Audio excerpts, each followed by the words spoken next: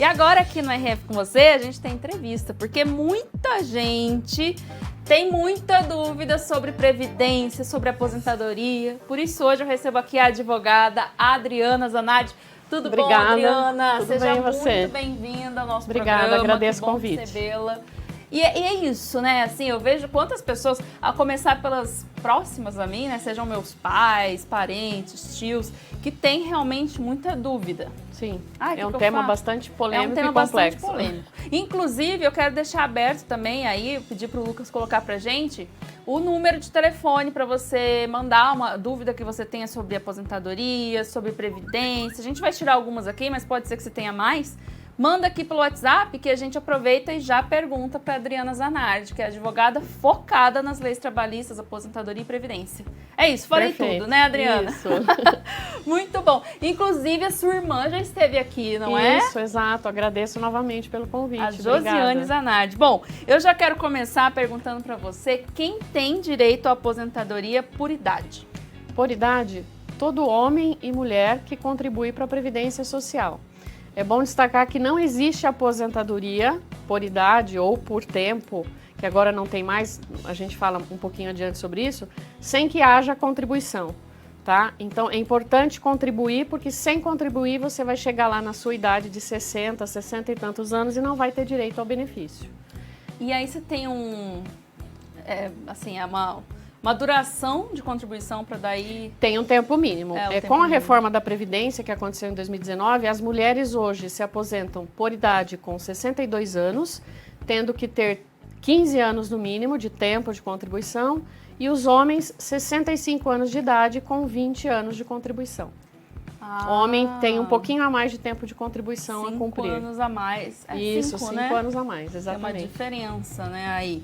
E aí, quais são os documentos necessários para aposentadoria? Pra você conseguir uma pessoa que tenha trabalhado, por exemplo, com vínculo CLT, com registro em carteira, é bom, na hora do requerimento, digitalizar, né, porque agora é tudo digital, a sua carteira de trabalho integral, folha por folha, que tenha anotações, de capa a contracapa, digitaliza essa carteira. Se teve algum período que pagou carnê, como contribuinte facultativo, contribuinte autônomo ou outra forma, tem que juntar os documentos que comprovam essa contribuição, porque nem sempre as contribuições estão no sistema do INSS.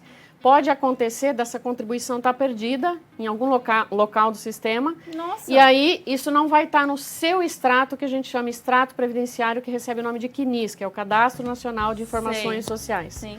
Então eu posso ter trabalhado um período que não está constando no meu extrato. E como que eu provo isso? Com o documento desse período de trabalho ou de contribuição.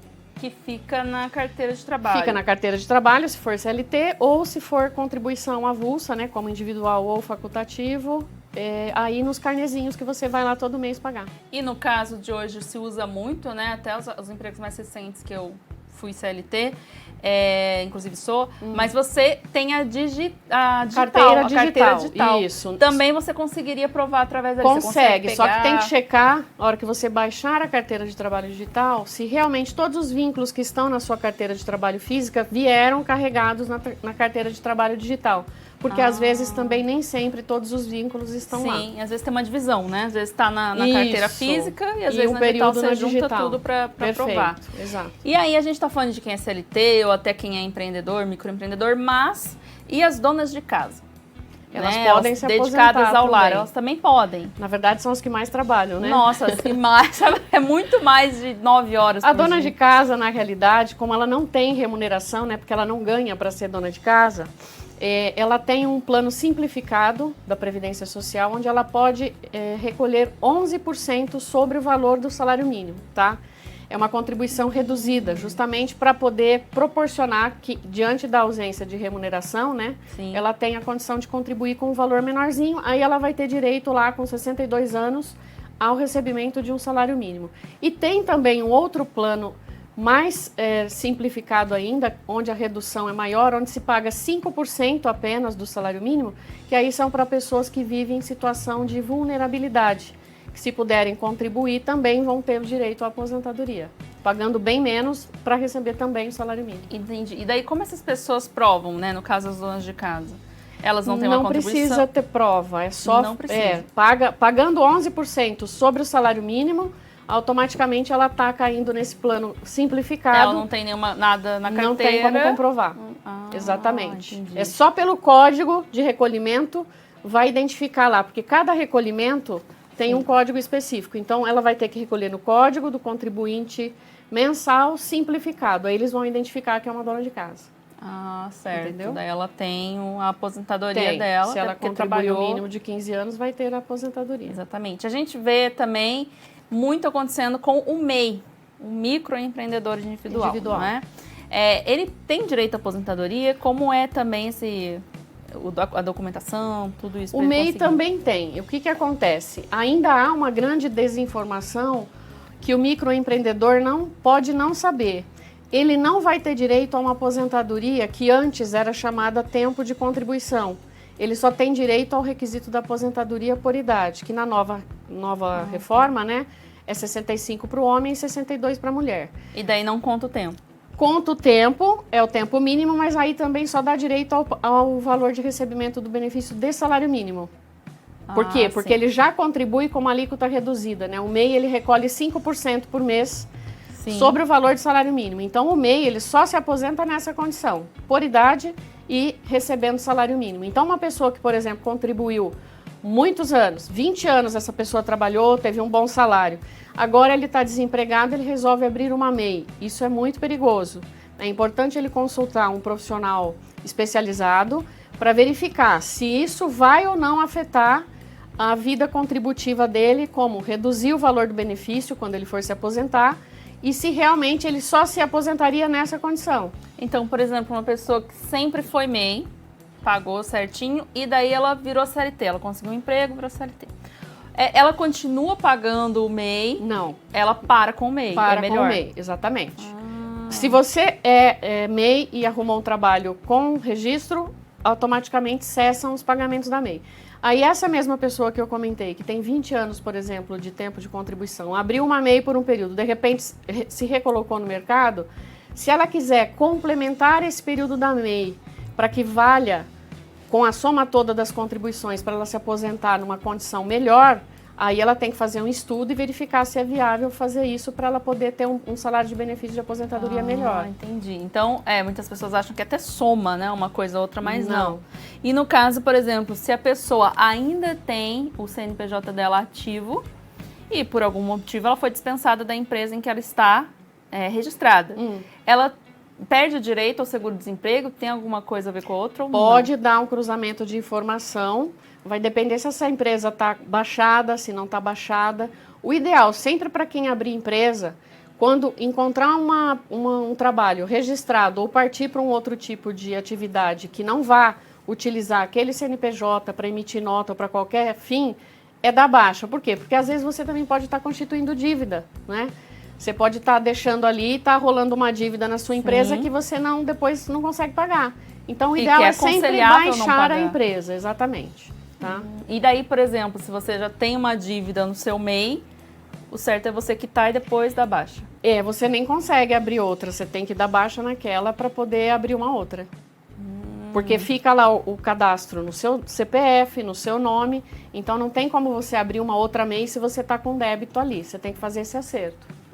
Interessante. Interessante. Daí, como que a gente consegue calcular o tempo que resta para se aposentar? Como você consegue ter essa noção? Isso ficou uma coisa bastante complexa depois da reforma da Previdência.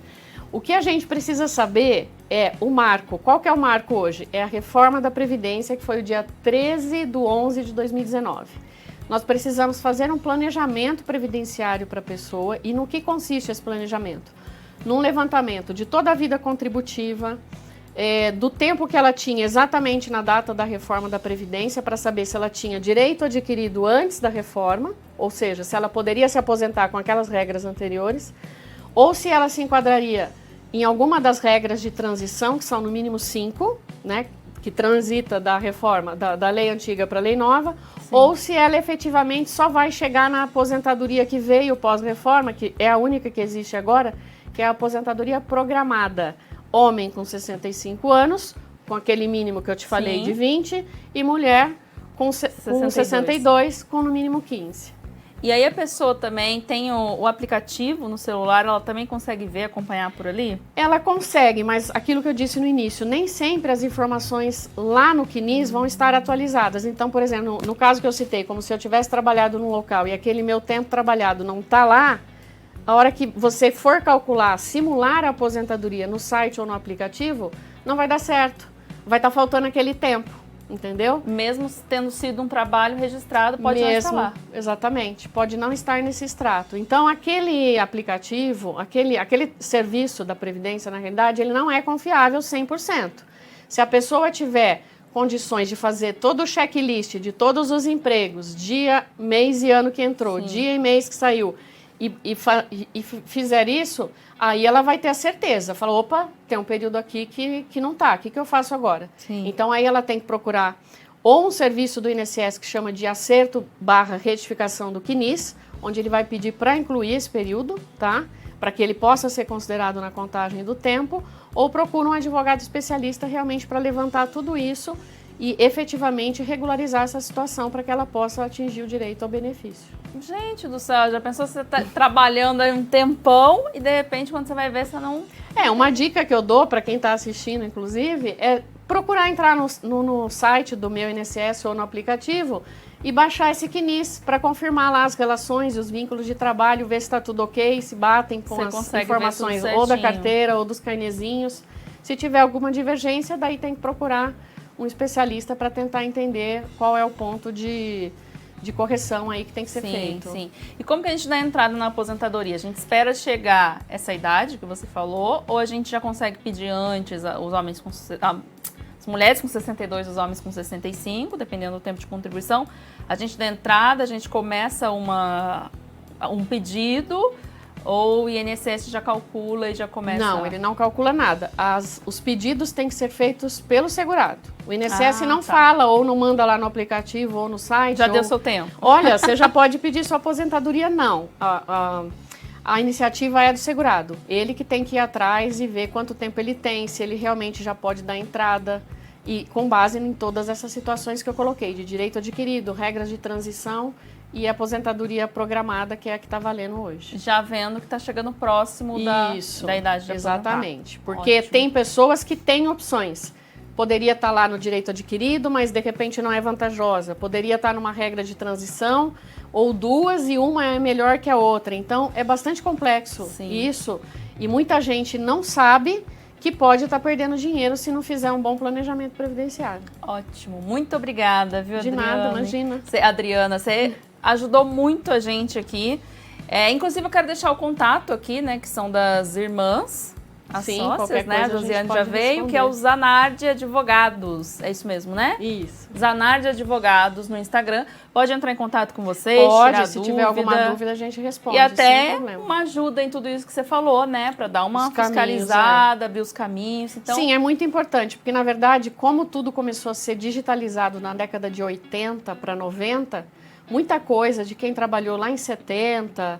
às vezes não está no sistema, ou mesmo os mais novos, as empresas costumam fazer, às vezes, cadastro de contribuinte, que é o NIT, né, que identifica o trabalhador. Sim. Você vai numa empresa, ela te cadastrou lá num PIS, de repente você vai na outra, ela não viu que você tinha um PIS, ela cadastra outro. E aí tem as informações coisa que só advogado consegue te ajudar, não é não? Às vezes sim, a gente tem percebido que quem dá entrada nos pedidos sozinho tem tido muita dificuldade e o número de indeferimento é muito grande. Por isso, fica o contato aí para vocês.